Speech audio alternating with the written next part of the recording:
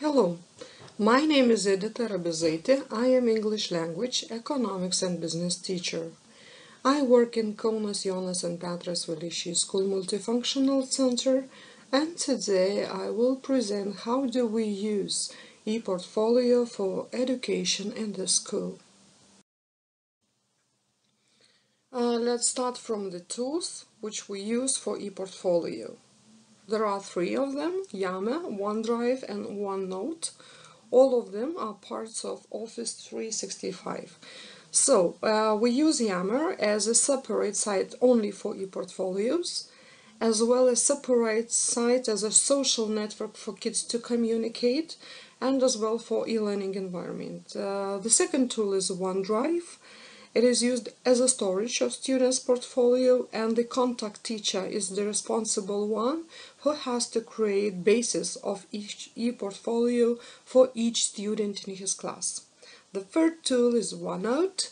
It serves as a storage of student works, as a learning environment, as evaluation tool, and as well as students' progress tracking tool.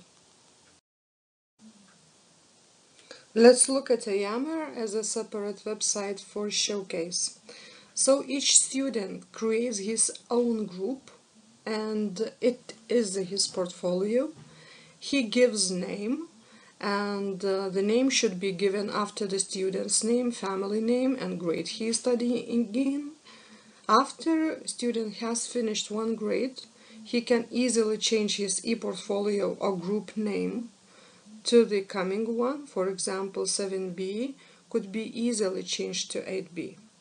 And student is the one who decides who he will take into his group and give a right to see content and write comments and evaluate him or her.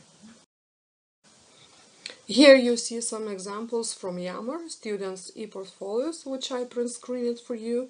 So students have full freedom to choose what they would like to keep in this portfolio. And as I mentioned before, students himself decide which teacher and piece are given permission to enter it, comment or praise his achievements.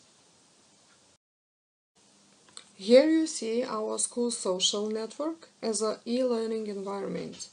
The website possesses the name as the school does.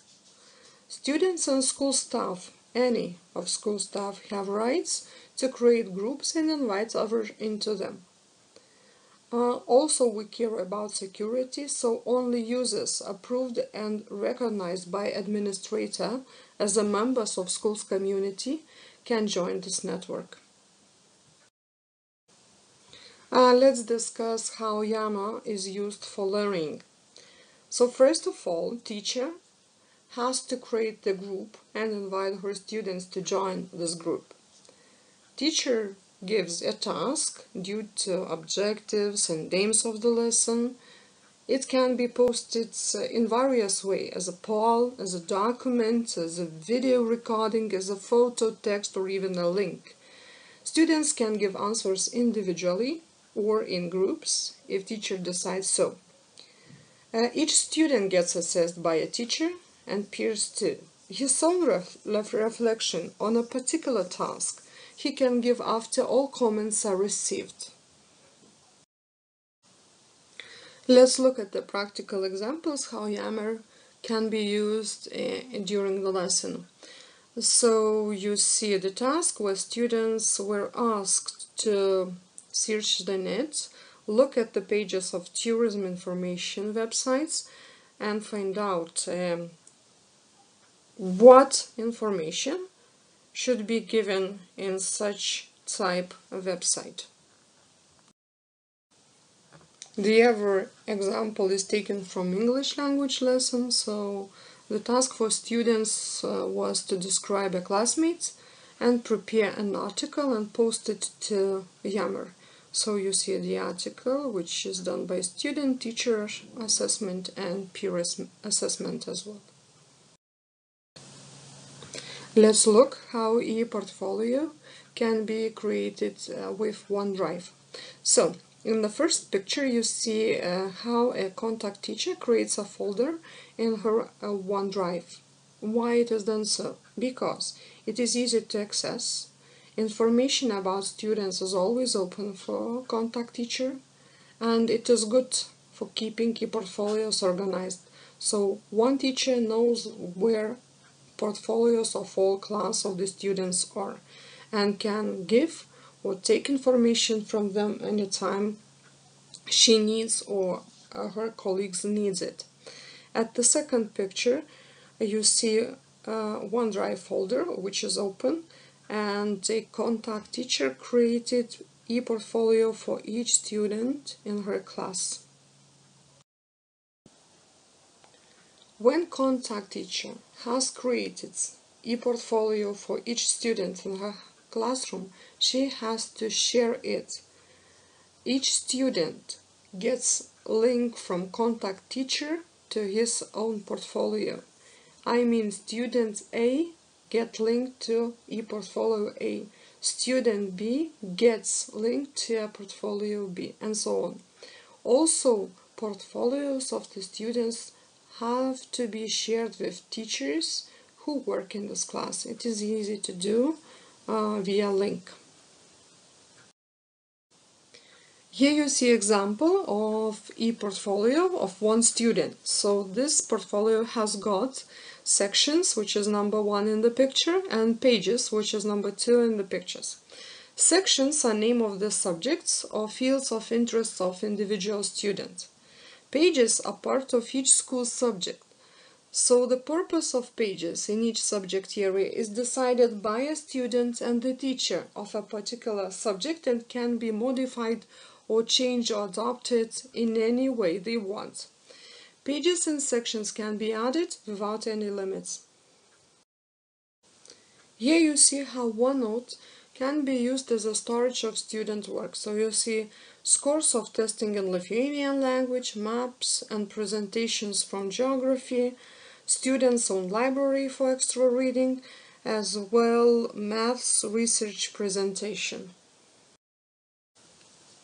E-portfolio, which is made with OneNote, can be used as e-learning environment. Here you see 2 examples.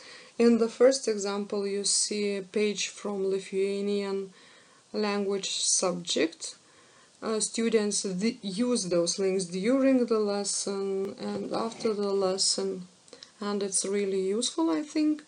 And in the second example you see English language lessons where teacher has pasted her tasks into students' OneNote portfolios, and during the lesson students can access them and complete the tasks teacher has given to them.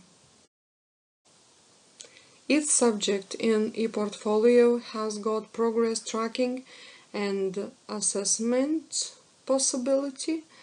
It depends on the teacher. Here you see only one of the examples, which is made for English language lessons, and 4 skills are assessed: speaking, writing, listening and grammar, and students write marks themselves in ePortfolio.